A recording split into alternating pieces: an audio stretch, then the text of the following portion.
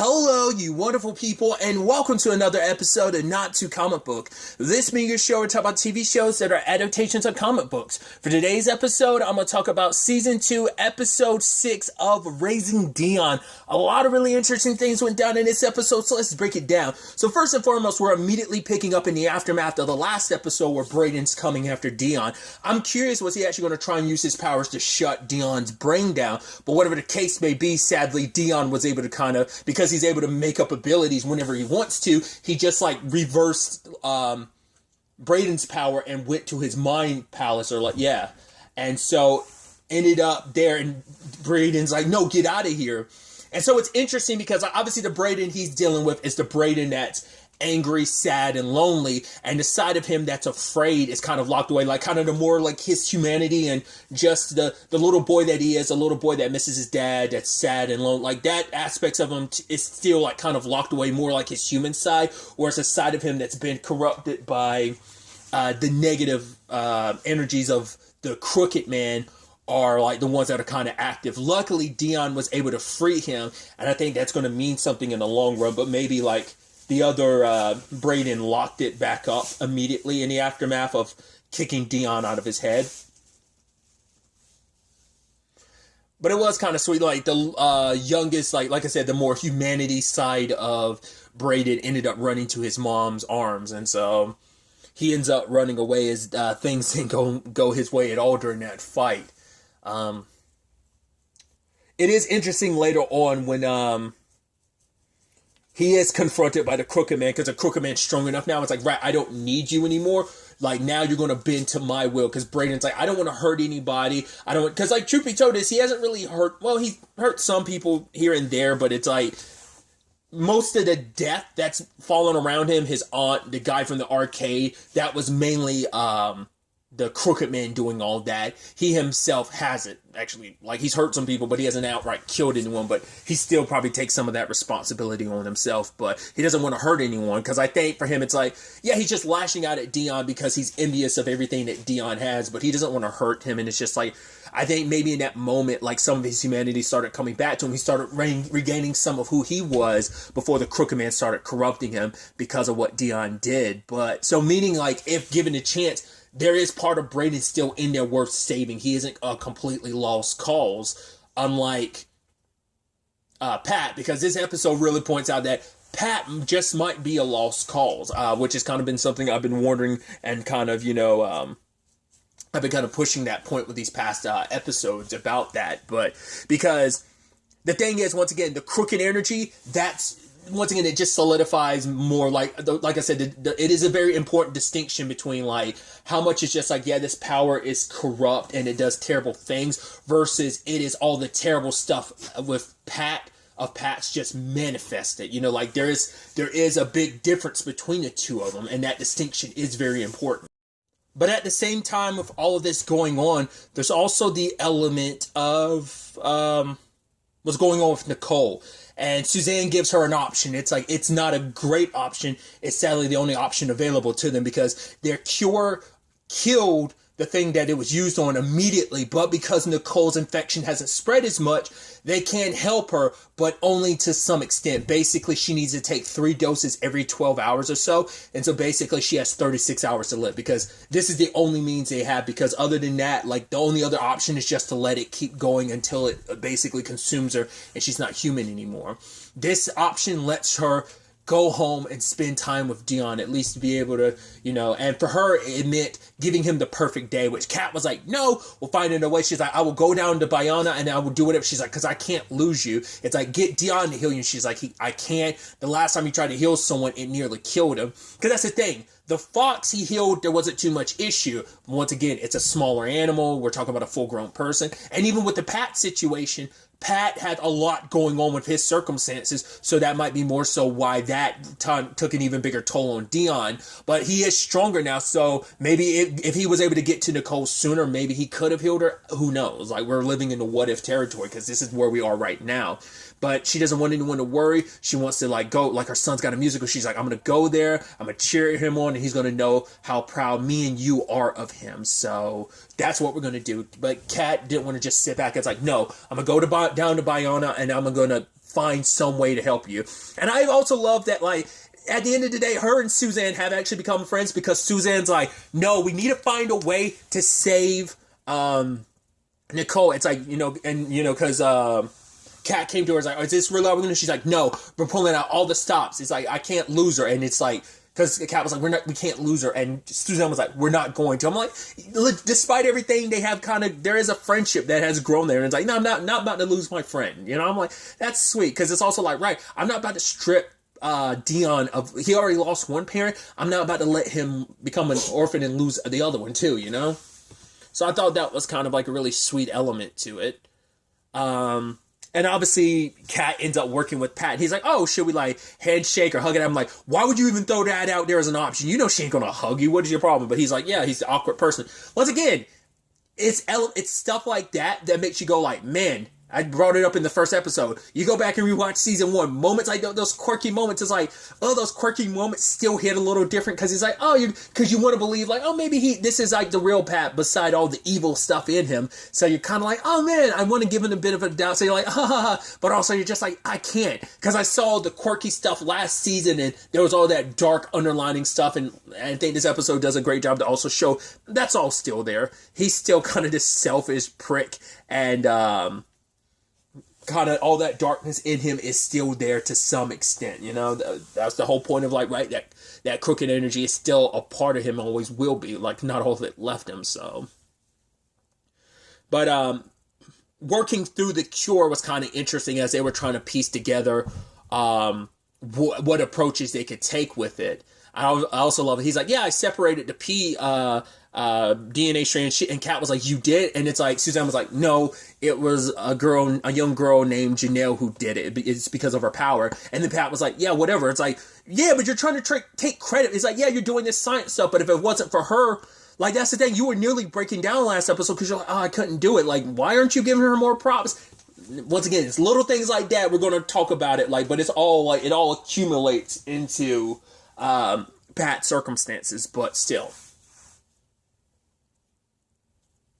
And I also love that David's there, and even Kat's like, can you tell him to leave? But it's like, no, like, Suzanne doesn't have as much authority over him as she would like, because he's pretty tight-knit with her boss, so she kind of has to accept him being there. But Kat's like, right, you go ahead and focus on talking about, like, oh man, what we could do about all this, what we could accomplish. Because you could tell, like, that's all he is focused on. Like, oh my God, like, you're talking about, like, especially later on when it's discovered that they could, basically the way the pDNA works is that it will basically mold to anyone, regardless. You could basically make people have whatever power, like those who don't have powers could end up having powers. The moment that happened, I was like, I figured that's what David would want from the beginning. It's like, oh my God, we could get so many people having powers, and this will put Biona on the map even more so, and make us, this is the $1 billion industry thing that you were looking for. It kind of fell into their lap, but you can tell David's about to lap it all up. He's like, oh God, this is so good. This is so great. You can tell it's kind of been there since the beginning. Like, even when I watched the trailer, I was like, that guy's going to be that guy. He's going to be that guy. And turns out he's totally being that dude. So aside from that, though, it's not just regular people without powers that could get powers. It's also people, even with powers, you could give them whatever. I guess you could, like, take whatever powers from them and also give them to someone else. But also, like, you could probably do kind of the Misfits thing like Seth and mix and match powers. Kind of like, oh, I'm going to take this person's power, give it to this person. Basically, the way Pat's initial antidote is working is that it is basically a very aggressive form of chemotherapy is kind of how they're describing it. That basically, instead of stopping with, like, rooting out the infection, it's still treating those cured cells like they're infected cells. Hence why Nicole and anyone else they potentially cure would still end up dying. Because obviously they touch on it a little bit too, but the infection is obviously spreading because Kat brings up, like, yo, this was my patient. Obviously this is multiplying out there. So she wants to be on top of everything, being like, right, you got experts and people out there in the field who can track this infection. It should be me because I should be able to help them. She doesn't want to stand still, because standing still would just be like, right, if I'm here, let me do what I can, work to make sure no one else is put in the same situation as my sister, to prevent things from getting worse for both her and anyone else. So, but standing still is just going to make you go like, man, I could be doing something. Also, it allows her to kind of stay focused on Nicole while also taking her mind off Nicole's circumstances to some extent. But obviously, they had to kind of take a different approach to this whole cure situation. And because of that, they're pulling Pat off of this project, which he was like, wait, what? No. And then once again, we start getting into it where he's like, no, this is my antidote. It's like, why are you trying to take ownership of it? Like, this is supposed to be about saving someone. And you're kind of being like, no, this is mine. This is mine. This is mine. And what's really bothersome is like, and then we get the line that I was like, I knew it, you evil bastard. Is that he said like, I deserve forgiveness. I was like, there it is. I brought it up in a previous review of like, it's pretty much at that point where it's like, I can only say sorry so much. I mean, God, like, how long do I have to say sorry till you forgive me? And then like, Suzanne's like, you haven't changed. You killed people, Pat. Like, what'd you think? You create this cure and then like, all of a sudden you'd be the hero? I think he legitimately thought that. Because once again, like every little thing, like every like remark he's ever had about like, oh, when Nicole said, hey, you're not ever getting out of here. He's like, well, yeah, I'm going to get out of here to help. Like, but it's just like, he didn't even have to say that. Like, but it's like, he can't stop. He can't help himself. It's still too ingrained in who he is. That's dark energy or not, that's still like those terrible parts of his personality are still there. And it's just like, oh, you haven't changed. It's like, once again, it's like, you're a serial killer, dude. It's like, oh, it's like Hannibal Lecter. Oh, he's helping us out. We should forgive him for everything he's done. I makes you wonder, is that what they're kind of doing? Like, I guess like almost the Pat thing is almost, I think you could draw some parallels to like some Hannibal Lecter, Silence of the Lamb type of stuff. But also it's like, yeah, like, we should forgive you for the serial killings that you've done, because you are, in fact, a serial killer. So, that's what I'm like, do you think you were just going to forget about that? Like, oh, it's just good old Pat. It's like, no. And no matter how much, maybe on some level, he believes he has changed, or wants to believe he's changed, but it's still too ingrained in who he is. To the point, I thought David was going to be the one to take it initially, but the moment Pat was back into going to kind of see his arm moving a little bit, I was like, you're the one taking it, where he basically compiled a whole bunch of powers into one vial, and so he ends up injecting himself with it. So, cool, you're going to be an even bigger threat to deal with later on, but I'm sure maybe in his mind it's like, oh no, I'm not going to use this power for bad, I'm going to use my power for good, and I'm a hero, I'm going to come out looking like the good guy, but I'm assuming all that combined with the crooked energy that's still inside of him is probably going to lead to him going supervillain yet again. We shall see. Obviously, you had the whole thing with Nicole and Esperanza, which I thought was super cute. Because Esperanza's like, don't let Mr. Kwame know that I called you, because he's going to flip out. And it's just like, right, she shows out the door. She's like, yeah, we got work to do. Because it's like, she's like, yeah, I'm going to like be terrible in front of everyone. And it's just like, right, what is this? Like, she can't connect with the music, essentially. And Nicole kind of does her job at explaining the musical. And even Esperanza's like, why are we doing this particular musical in the first place? And even like Nicole's like, honestly, I don't know, but because like I said, I think Kwame like resonates with the what's the character's name, Effie? Like he connects with that character so much. So like this play must have a special place in his heart, because like the whole thing of like, oh yeah, she's so talented, she gets treated like a diva. I think like Kwame has diva energy, you know, and I love it. But I love that Nicole is like, right, that emotion you have for it. Like, don't get so focused on the words. Feel that emotion. Make the crowd feel it, and they'll love you for it. So I thought that was really beautiful, like, helping Esperanza out like that.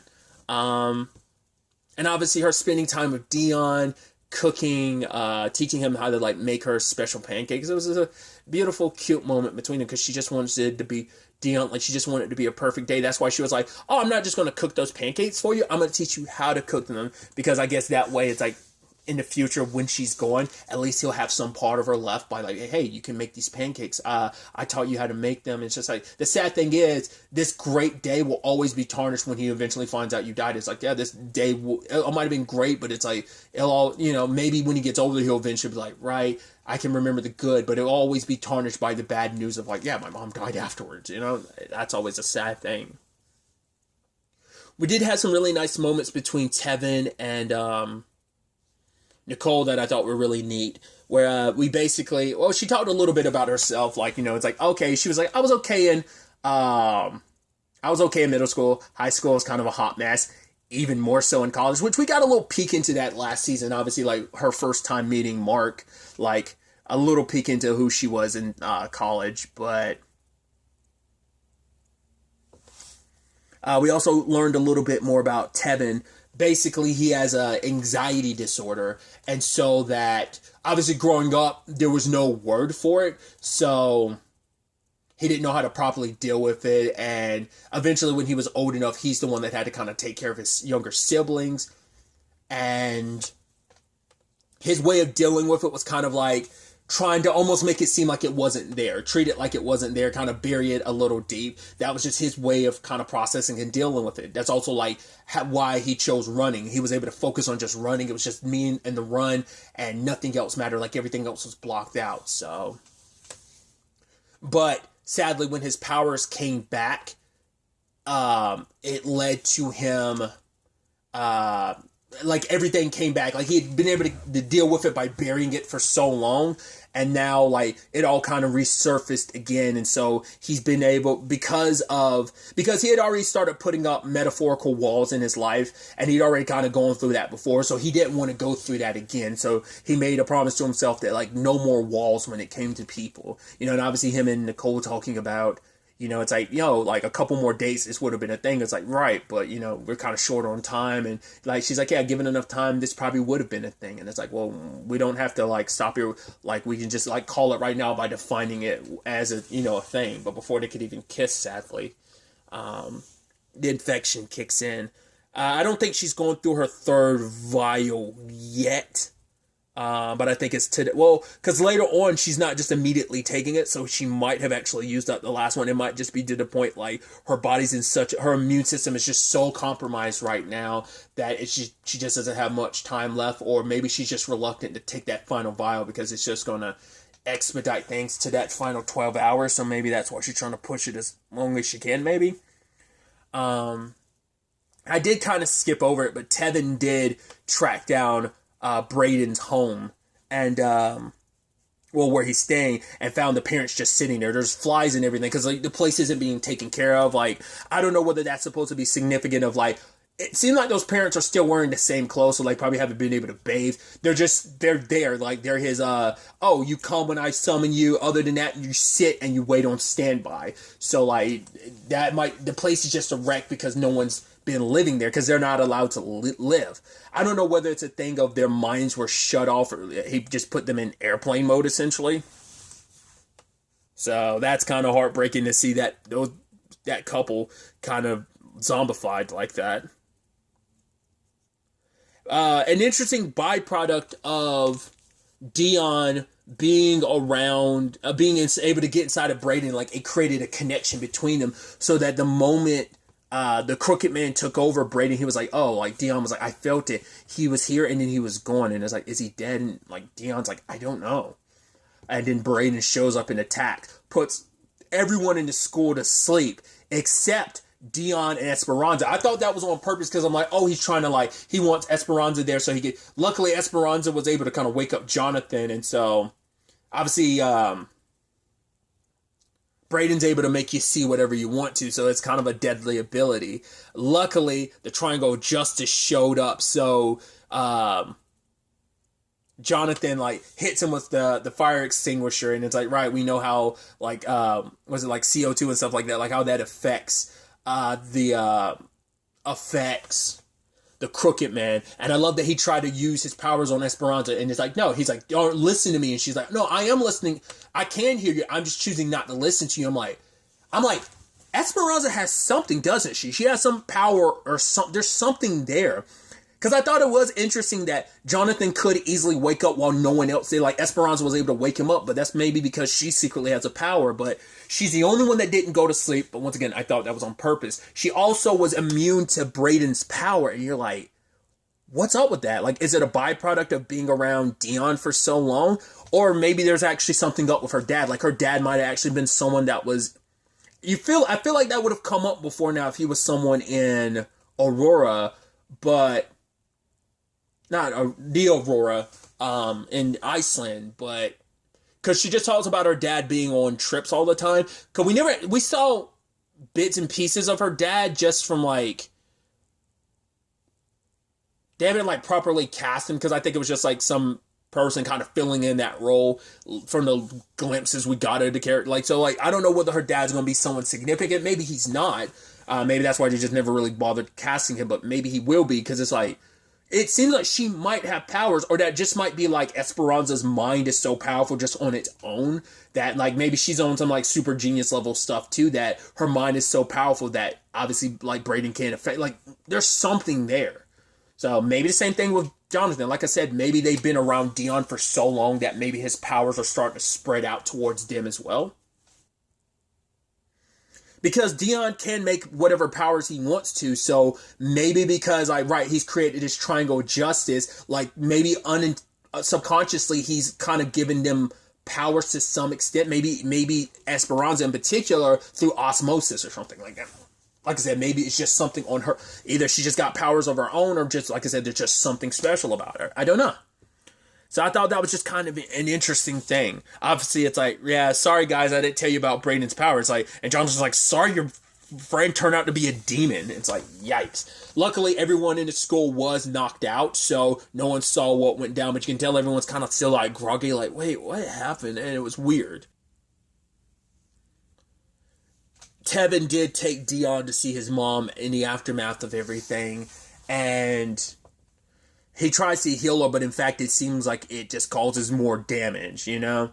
I don't know if maybe that's some negative byproduct of, well, he tried to heal Pat, and maybe, like, the infection created some antibody to, like, Dion's healing. But it's also, like, right, it fuses with your cells, so, like, any attempt by Dion to heal her is like basically him trying to kill the infection will probably end up him killing those infected cells. And it's spread so much at this point in time, probably from a combination of just the natural infection plus the antidote that Pat made taking its effect as well. So that's heavy for him just to have, you know, it's like, right, like he wants to be able to do something for his mom. And in this moment, she just wanted to make this day good for him. And now it's like, yeah, we're here and I might end up dying, and you know, and she made Tevin promise, and Tevin was like, yeah, like, because she's like, Kat's going to be there and take care of him, obviously, but he's going to need someone powered, and he's like, don't worry, I'll protect him, I promise you, you know. So it's definitely going to be interesting to see where the next episode takes us with all of this. But really, that's all I want to talk about. Till the next time we meet, be happy, be safe, live life to the fullest, and enjoy it. Good day, and goodbye.